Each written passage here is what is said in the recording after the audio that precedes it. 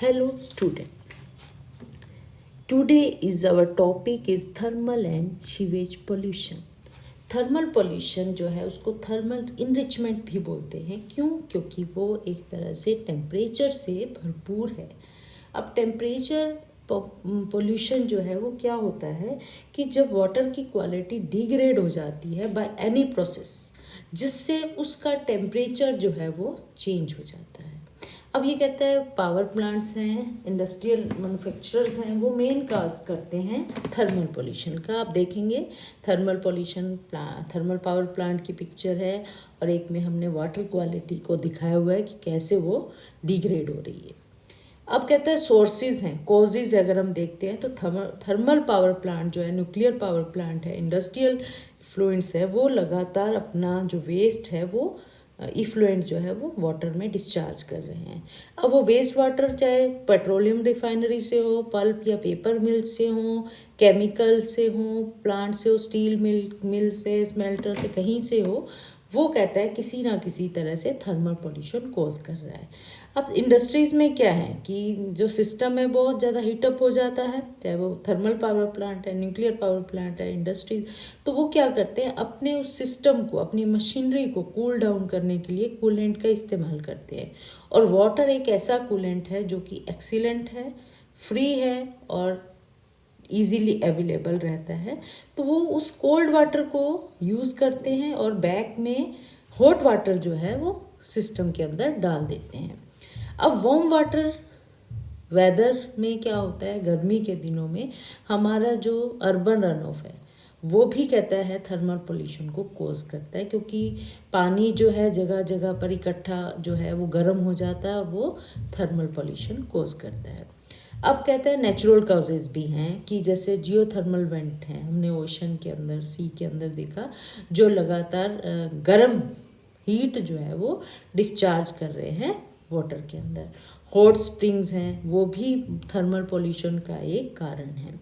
Soil erosion है, deforestation है, वहाँ से कहता है अब सॉइल नहीं है, फॉरेस्ट नहीं है तो क्या है, प्लांट्स नहीं है। प्लांट्स नहीं है तो क्या हुआ कि वहाँ पर शेडेड एरिया ख़त्म हो गया जो कि कूलिंग कर रहा था। सॉइल इरोजन हो रही है लगातार, जिसके कारण जो वाटर है हीटअप हो जाता है ड्यूरिंग समर। एक आर्टिफिशियल सोर्स इसको हम मान सकते हैं। फिर इफेक्ट देखेंगे, क्योंकि गर्म पानी है, हॉट वाटर की जो कैपेसिटी होती है ऑक्सीजन को होल्ड करने की वो कम होती है अगर हम उसको कोल्ड वाटर से कंपेयर करते हैं। और क्योंकि पानी लगातार अगर हॉट वाटर डालते रहेंगे तो ऑक्सीजन का लेवल डिक्रीज हो जाता है और एनिमल की डेथ होनी शुरू हो जाती है। अब कहता है कि माइग्रेशन है, एनिमल जो हैं वो माइग्रेट हो जाते हैं, क्योंकि इंडस्ट्री जो है परमानेंट है। परमानेंट इंडस्ट्री को हम कहीं पर भी माइग्रेट नहीं कर सकते, कहीं पर उसको शिफ्ट नहीं कर सकते। तो क्या होता है कि वहाँ का जो नेचुरल वाटर सिस्टम है, वहाँ के एनिमल जो हैं अपने आप को माइग्रेट करने लग जाते हैं सुटेबल लोकेशन पे। और क्या होता है, एनिमल की पॉपुलेशन डिक्रीज हो जाती है। और कुछ कहता है कि वहाँ पर ऐसे एनिमल भी हैं जो एडजस्ट नहीं कर पाते हॉट वाटर में, तो वो भी डिक्रीज होने लग जाते हैं। तो टोटल हम कहें कि लॉस ऑफ बायोडाइवर्सिटी हो जाता है। अब कहता है बहुत सारे टॉक्सिक हैं जो वाटर के साथ, वेस्ट वाटर के साथ आ रहे हैं, चाहे वो केमिकल हैं, चाहे वो रेडियो एक्टिव हैं, चाहे सॉल्वेंट हैं, फ्यूल हैं, ऑयल है, डिजोल्व हैवी मेटल्स हैं, वो भी कहता है वो थर्मल पोल्यूशन को कोज करते हैं, प्लस में टॉक्सिसिटी को बढ़ा देते हैं, क्योंकि डिफरेंट टॉक्सिक जब आपस में रिएक्ट करते हैं तो हैवी टॉक्सिक कंपाउंड जो है वो बन जाता है, जो कि प्लांट्स और एनिमल के लिए हार्मफुल होता है। अब कहता है वाटर की प्रॉपर्टी चेंज हो जाती हैं, फिजिकल प्रॉपर्टी है, उसकी डेंसिटी है, विस्कोसिटी है, सोलेबिलिटी है ऑफ गैसेस की, वो सब डिक्रीज हो जाती हैं। जो सस्पेंडेड पार्टिकल हैं उनकी जो स्पीड होती है बढ़ जाती है, टर्बिडिटी इंक्रीज कर देते हैं, जिसके कारण जो लाइट वो कम अवेलेबल हो पाती है और हमारा जो फूड सप्लाई है वो अफेक्ट हो जाता है। अब कहते हैं टेम्परेचर बढ़ने से मेटाबॉलिक रेट इंक्रीज हो जाती हैं। वार्म वाटर जो है वो फास्ट मेटाबॉलिज्म कर देता है, जिससे एनिमल की जो एनर्जी की रिक्वायरमेंट बढ़ जाती है और वो फूड जो है वो ज़्यादा से ज़्यादा फूड जो है वो यूज़ करते हैं, जिसके कारण जो फूड रिसोर्सेज हैं वो कम होने शुरू हो जाते हैं, क्योंकि हमने देखा फूड सप्लाई कम हो रही है और मेटाबॉलिज्म बढ़ने से फूड की कंजम्पशन बढ़ रही है, तो रिसोर्सेज डिक्रीज हो जाते हैं और उनकी डेथ हो जाती है ड्यू टू स्टारवेशन। इसके अलावा कहता है इंक्रीज वेपोरेशन, क्योंकि पानी गर्म पानी है तो उसमें वेपोरेशन नेचुरल है होती है, जिसके कारण जो टेम्परेरी हमारे पॉन्ड्स हैं, रिवर हैं, लेक हैं, वो ड्राई अप हो जाते हैं। अब कहता है इनको कंट्रोल करना बहुत ज़रूरी है। अगर हम कंट्रोल नहीं कर पाएंगे तो हम इनको अपने पोल्यूशन को रोक नहीं सकते। तो उसके लिए हमें जो भी इंडस्ट्री से वेस्ट वाटर आ रहा है, हीटेड वाटर आ रहा है, हॉट वाटर आ रहा है, उसको हमें ट्रीट करना चाहिए before discharging into the water body. अब कहता है ये जो हॉट वाटर है इंडस्ट्री से, उसमें क्या होता है, इंडस्ट्री इटसेल्फ जो है अपने पास ट्रीटमेंट प्लांट लगा लेते हैं, इंस्टॉल कर लेते हैं अपने इंडस्ट्री के आसपास ही। तो उसमें कहता है कूलिंग पॉन्ड्स होते हैं कि सिंपल पॉन्ड बना लिया जाता है और उसमें उस पानी को होल्ड कर लिया जाता है, जिसमें इवेपोरेशन, कन्वेक्शन या रेडिएशन के द्वारा जो है वाटर कूल हो जाता है। दूसरा है को generation, combine heat and power. ये एक नई टेक्निक आती है जिसमें दो जनरेशन जो है, ओल्ड जनरेशन और न्यू जनरेशन की टेक्निक को जोड़कर जो हम कहता है वेस्ट हीट है उसको हम रिसाइकिल कर सकते हैं for domestic and industrial heating purposes के लिए। अब इसमें कहते हैं जो ओल्ड हमारा टेक्निक थी जिसमें हम स्टीम जनरेट करते थे by heating water through burning of fossil fuel, और वो स्टीम जो जनरेट होती थी वो दो तरह की होती थी, हाई प्रेशर स्टीम और low pressure steam. High pressure steam जो होती थी वो टरबाइन को घुमा देती थी और इलेक्ट्रिसिटी प्रोड्यूस होती थी और उस इलेक्ट्रिसिटी को हम ग्रिड तक पहुंचा देते थे। अब जो लो प्रेशर की स्टीम होती थी वो वेस्ट चली जाती थी। अब कहता है कि अब क्या किया जाता है कि हम उन लो प्रेशर की हीट से भी एनर्जी जो है वो पावर जो है वो जनरेट कर सकते हैं। कंडेंसर के द्वारा हम स्टीम को जो है कूल डाउन कर लेते हैं, कूलिंग वाटर, ठीक है। इसके अलावा कहता है हम इंडस्ट्रीज़ में हीटिंग या कूलिंग पर्पजेज में उसको ट्रांसफ़र कर सकते हैं, या हम उन दोनों हाई स्टीम को जो बनी थी हमारी लो स्टीम उनको कंडेंस करके उस वाटर को पंप के द्वारा रीसर्कुलेट कर लेते हैं, जिसके कारण हमारा वाटर जो है वो सर्कुलेशन में रहता है, जो हमारी लो प्रेशर हीट थी वो हम कंजर्व कर लेते हैं। इसके अलावा कहता है कूलिंग टावर इंस्टॉल किए जाते हैं, जिसमें क्या होता है फ़ैन लगे हुए होते हैं, हॉट वाटर जो है ऊपर से डाला जाता है और फैन जो है एरिएशन देते हैं, जिसके कारण जब नीचे पानी मूव करता है तो कूलिंग हो जाती है और कूल्ड वाटर निकल जाता है। इसके अलावा इन्वायरमेंट के साथ भी एक्सचेंज जो है वो हीट ट्रांसफ़र हो जाता है। स्प्रे पोन्स बना दिए जा सकते हैं कि वहाँ पर एक पॉन्ड बना दिया जिसके उन पाइप से नोज़ल के द्वारा पानी को स्प्रे किया। हॉट वाटर को जब हम स्प्रे करते हैं तो वो कांटेक्ट में आ जाता है इन्वायरमेंट की, और वहाँ से जो कंड्यूसिव हीट एक्सचेंज हो जाती है between the water and the air, और इवेपोरेशन से कूलिंग जो है वो जल्दी हो जाती है। अब कहता है पोल्यूशन जो है, सीवेज पोल्यूशन, वो हमारा पोल्यूशन ऐसा पोल्यूशन है जिसमें हम कैसे पहचानें। अगर हमें पानी के अंदर कोई सीवेज सॉलिड दिखाई देता है, प्रेजेंस दिखा दे, या हमें कोई डेब्रीज ऐसी दिखाई दे रही हैं जैसे टिश्यू पेपर हैं, वाइप्स हैं, सैनिटरी प्रोडक्ट्स हैं, या हमें कोई ओडर स्मेल आ रही है, तो हम कह सकते हैं कि सीवेज पोल्यूशन है। सीवेज कंपोजिशन अगर हमें पता होगी तो हम उसको बता सकेंगे कि उसमें क्या इफ़ेक्ट आ सकते हैं और कैसे उनको कंट्रोल किया जा सकता है। तो सीवेज के अंदर बहुत सारे mixture, complex mixture of chemical होता है, high concentration of ammonia, nitrate, nitrogen, phosphorus, high conductivity, क्योंकि बहुत सारे सॉलिड डिजॉल्व सॉलिड हैं तो कंडक्टिविटी को वो बढ़ा देते हैं। हाई अल्कलाइनिटी है जिसके कारण पीएच जो है 7 to 8 तक का हो जाता है। सीवेज के अंदर ह्यूमन फीसिस हैं, पैथोजेंस हैं, जैसे बैक्टीरिया हैं, जो एग्जांपल साल्मोनेला, वायरस, हेपेटाइटिस, बहुत सारे बैक्टीरिया, बहुत सारे वायरस, प्रोटोजोन जो हैं, पैरासाइट्स हमें मिलते हैं, जैसे protozoa and amoeba histolytica, Ascaris है, राउंडवॉर्म है, हेलमिंथिस में, ठीक है। सोर्स है, कहता है सोर्स हमें पता है कि जो वाइप्स हैं, नैपीज़ हैं, कॉटन बग, उनको क्या है फ्लैश में टॉयलेट में फेंक कर फ्लश कर दिया जाता है और कहीं ना कहीं वो हमारे सीवेज सिस्टम में मूव कर जाता है और कहीं ना कहीं अब वो स्टक कर जाता है, जिसके कारण ब्लॉकेज हो जाती है पाइप के अंदर। और ब्लॉकेज होने से क्या होता है, जो सीवरेज है वो बैक फ्लो कर जाता है और घर के अंदर फ्लड आ जाता है। एनवायरनमेंट में पोल्यूशन हो जाता है, क्योंकि हमने देखा कि बहुत सारा जो है डेब्रिज है, फाउल स्मेलिंग है, वो सब इन्वायरमेंट को पोल्यूट कर देती हैं।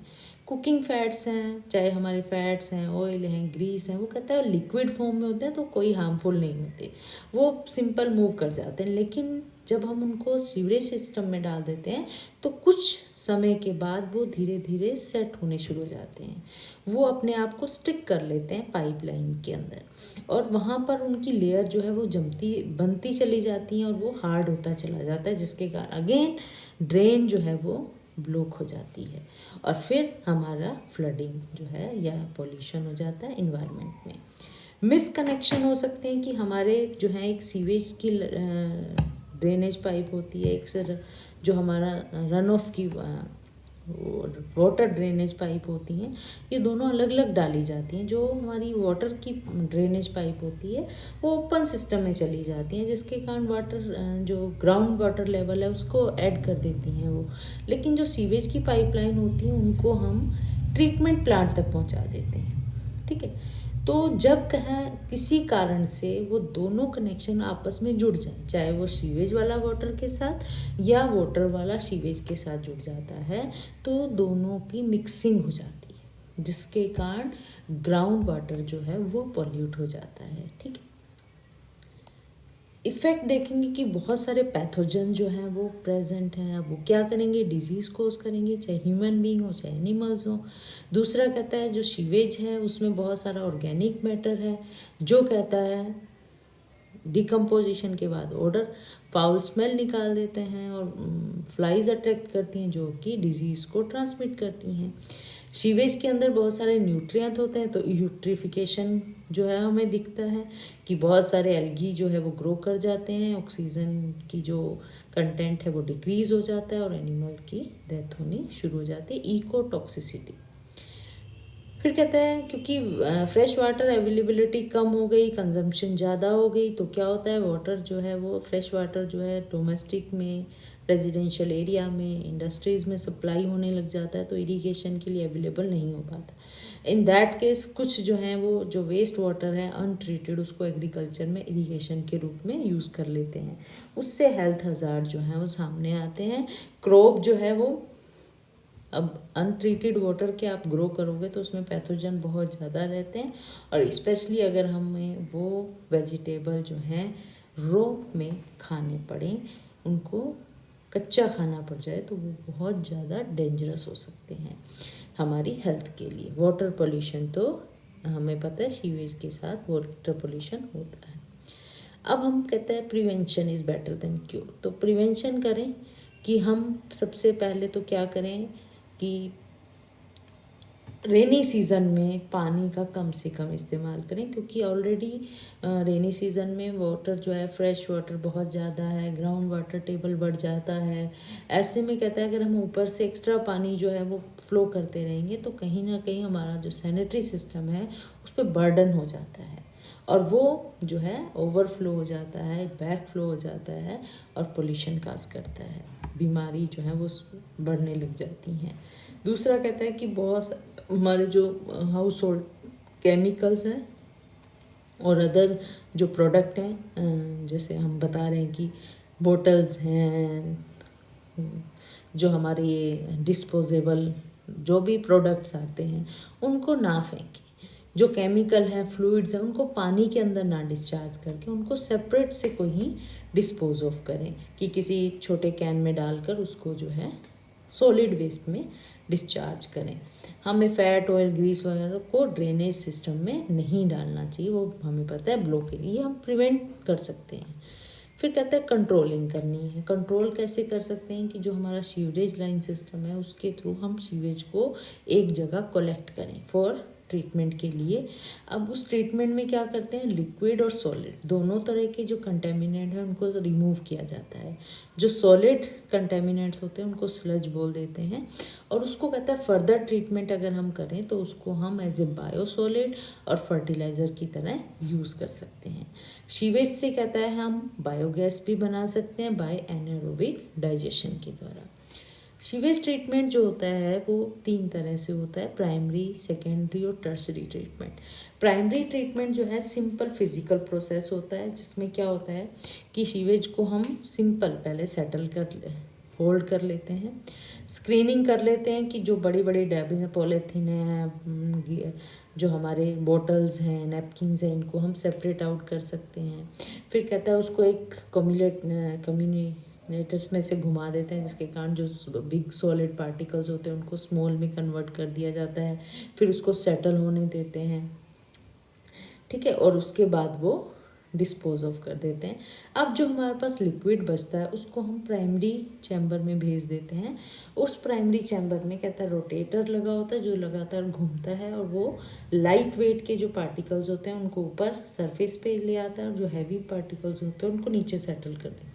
नीचे सेटल को पाइप के द्वारा हम रिमूव करके स्लज ट्रीटमेंट प्लांट के पास पहुंचा देते हैं, और ऊपर वालों को सेपरेट आउट कर देते हैं। अब कहता है उस वेस्ट वाटर को हम सेकेंडरी ट्रीटमेंट के लिए पहुंचा देते हैं, जिसमें कहता है सेकेंडरी ट्रीटमेंट में बायोलॉजिकल कंटेंट यानी कि जो बायोडिग्रेडेबल पॉल्यूटेंट है उनको रिमूव किया जाता है। उनको एरोबिक बायोलॉजिकल प्रोसेस यूज़ करते हैं, जैसे बायोफिल्ट्रेशन, हम बायोफिल्टर लगा दें, जैसे सैंड फिल्टर हैं, कॉन्टैक्ट फिल्टर हैं, ट्रिकलिंग फिल्टर हैं, जो कहता है जो एडिशनल सेडिमेंट्स हैं उनको रिमूव कर देता है वेस्ट वाटर से। दूसरा कहता है एरिएशन, जो कि थोड़ा लेंदी प्रोसेस होता है, तो उसमें हम एयर की सप्लाई करते हैं, एक्सटर्नल एयर की सप्लाई करते हैं, और वो कहता है 30 आवर्स का जो है वो हो सकता है, वो बहुत इफेक्टिव रहता है। ऑक्सीडेशन पोन्स बना सकते हैं, ये कहता है वार्मर क्लाइमेट में काम करते हैं, जो कि नेचुरल बॉडी ऑफ वाटर में भी यूज़ कर सकते हैं हम। इसमें क्या होता है कि जो इसका जो मेन प्रिंसिपल रहता है कि सनलाइट, एल्गी और बैक्टीरिया जो है कंबाइंड इफेक्ट से जो है वो जो बायोडिग्रेडेबल जो हमारे पोल्यूटेंट हैं सीवेज के अंदर उनको रिमूव करते हैं। अब ये जो कंटेमिनेंट को रिमूव करा कैसे करते हैं कि एल्गी जो है सनलाइट और ऑक्सीजन, क्योंकि हमने एरिएशन की, ये क्या करती हैं उस ऑर्गेनिक वेस्ट से सनलाइट और ऑक्सीजन से फोटोसिंथेसिस करती हैं, ऑक्सीजन का लेवल बढ़ जाता है। जो एरोबिक बैक्टीरिया है वो क्या करते हैं, वो डिकम्पोजिशन कर देते हैं, जो बायोडिग्रेडेबल जो ऑर्गेनिक वेस्ट है उसको डिग्रेड कर देते हैं। और फिर कहता है जो नीचे हमारा जो सेटल्ड हो जाता है नीचे वाला स्लज, उसमें एनारोबिक बैक्टीरिया काम करते हैं, उनको रिमूव करके हम फर्दर जो है ट्रीटमेंट कर सकते हैं, जैसे मैंने बताया बायो फर्टिलाइज़र या बायो केक्स जो हैं वो बनाए जा सकते हैं।